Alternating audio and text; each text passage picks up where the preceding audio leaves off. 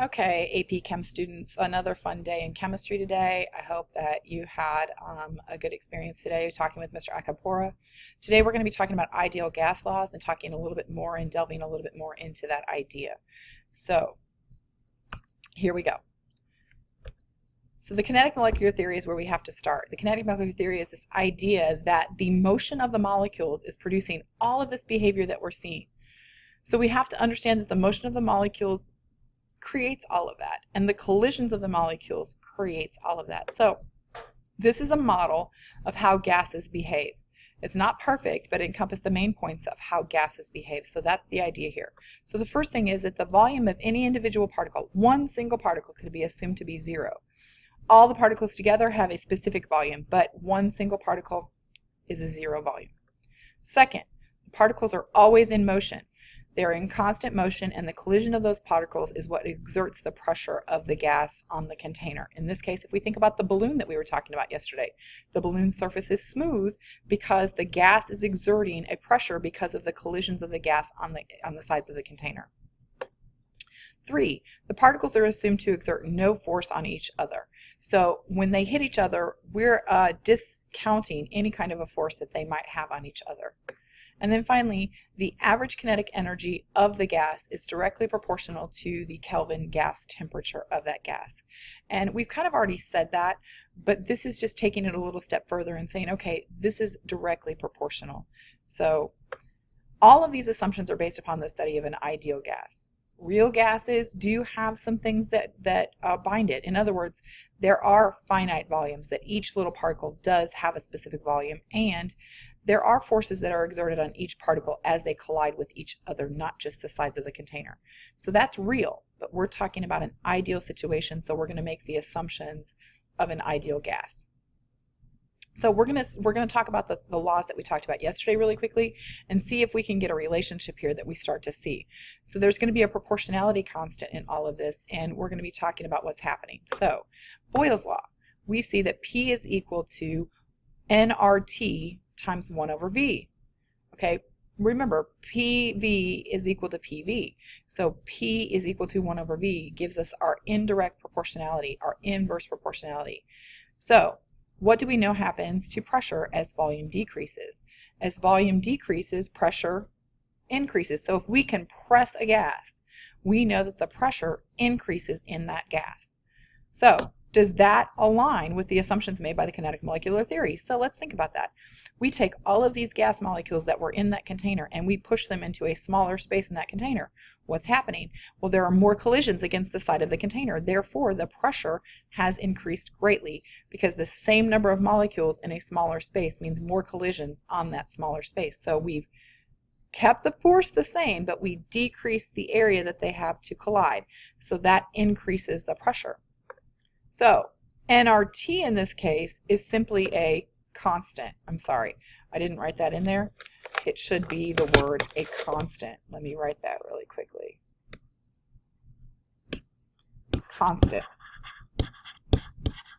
So this piece right here, the nRT, is going to be a constant in this case for Boyle's Law. And so that's why we get Boyle's Law is equal to P is equal to 1 over V. Okay? Nonames Law, or Gay-Lussac's Law. This is the one that we have a little problem with. So here it is. P is equal to nR divided by V times T. Remember, Gay-Lussac is talking about P and T.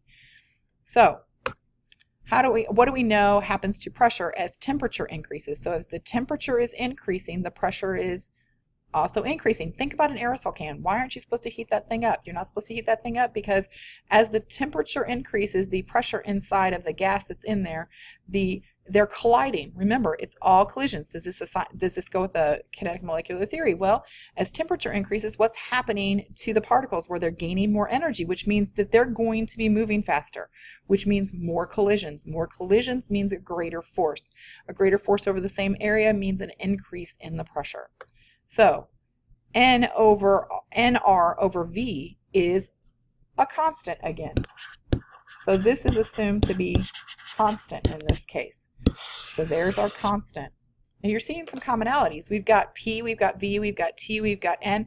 We've got this thing called R that we'll explain in a little bit. So Charles' Law, We know Charles' law is temperature and volume, and so we know that V is equal to nR over P times T. So here is the component of Charles' law here, V and T, and there's an extra component here. So that component, like the others, is going to be held constant. We're not going to change the pressure. We're going to keep it constant. So how do we keep pressure constant while we increase the temperature? Well, if you're increasing temperature and you're keeping pressure constant, you have to do something with the volume. So what are you going to do with the volume? You're going to make the volume get bigger, because we know that the relationship between pressure and volume is as the pressure goes down, the volume goes up. As the volume goes down, the pressure goes up. So if we don't want the pressure to change, volume has to change to accommodate that. So does that align with the kinetic molecular theory? Well, yeah. If we make a greater volume for particles that are increasing in temperature and gaining more energy, that means we've made the area bigger, even though we're increasing the number of collisions. So the force has increased, but so has the area. So we're keeping things constant by increasing both of those things. So Avogadro's law, here we go. There's Avogadro's law. You notice there's your constant factor right there. So there's our constant. So how do we keep pressure and temperature constant while we increase the moles of the particle? So remember, if we're increasing the moles of the particle, that means more particles for more collisions.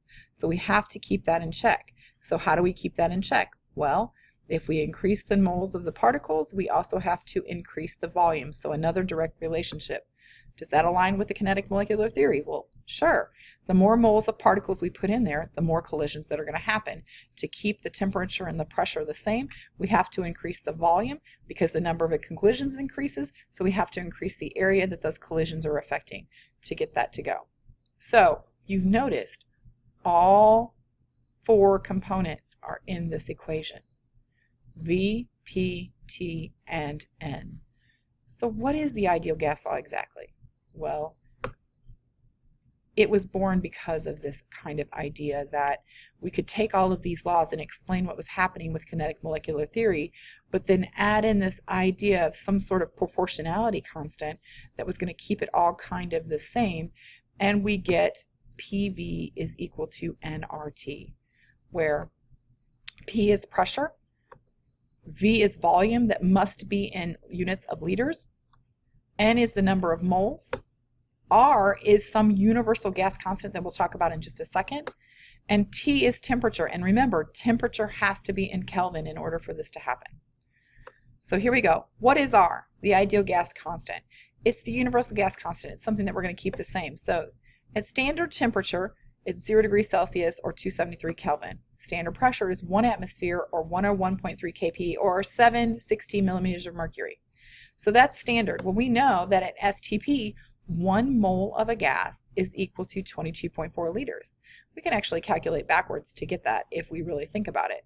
But what happens if we're not at STP? How do we figure that out?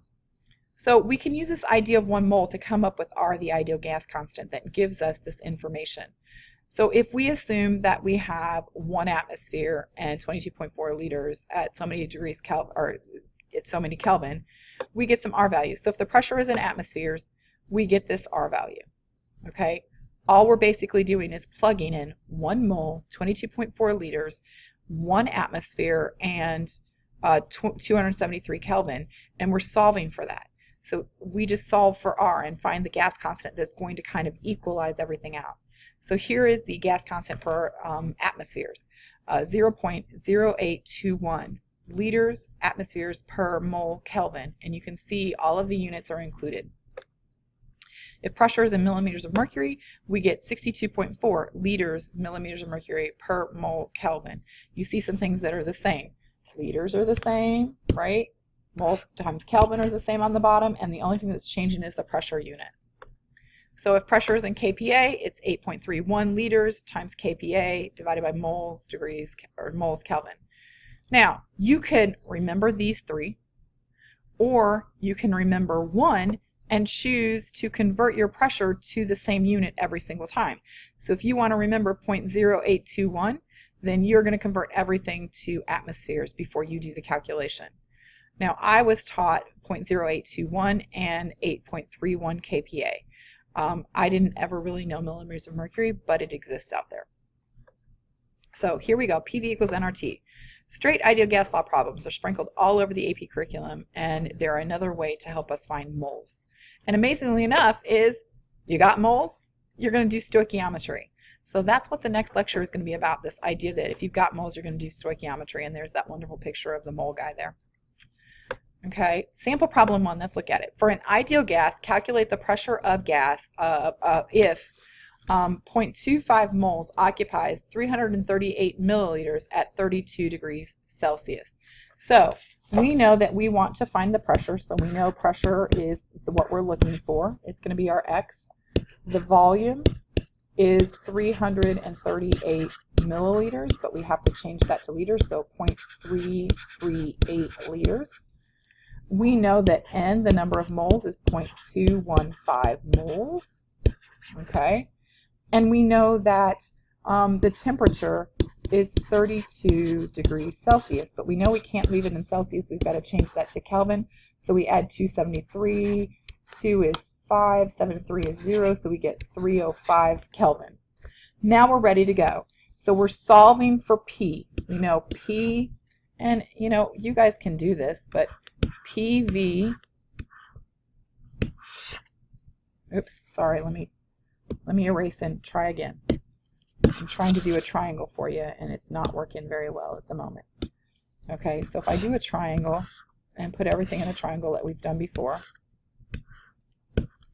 PV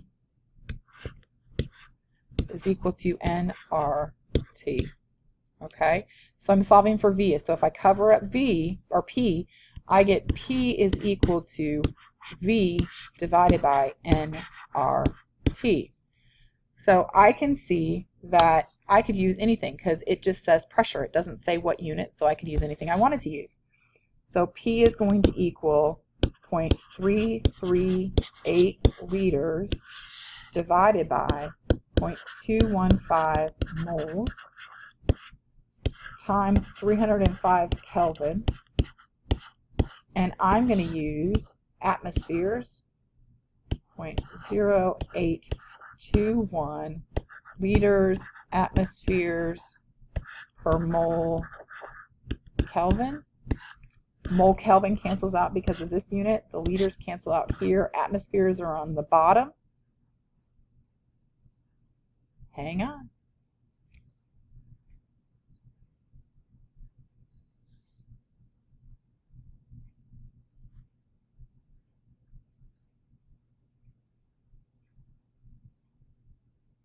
Oh, I did something wrong. So let's try this again. So here we go. This is incorrect. So let me rewrite that. We're going to have to do like a strange triangle here. The PV is going to be on the bottom and the nRT is going to be on the top.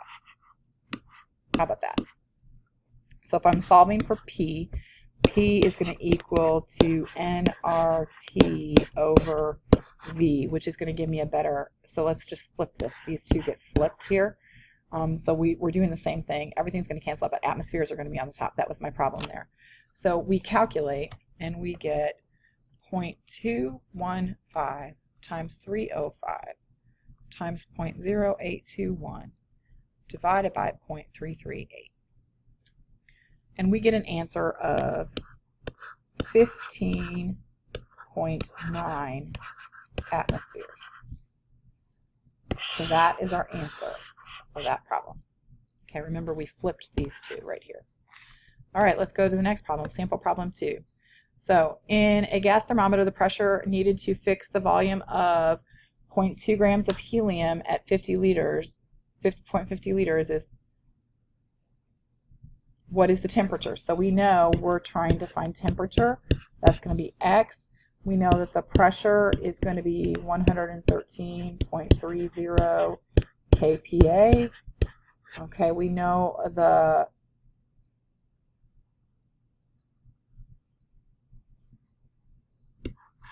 volume is 0.50 liters. And we also know the number of moles because we have 0.20 grams And we know that it's helium, so we're going to take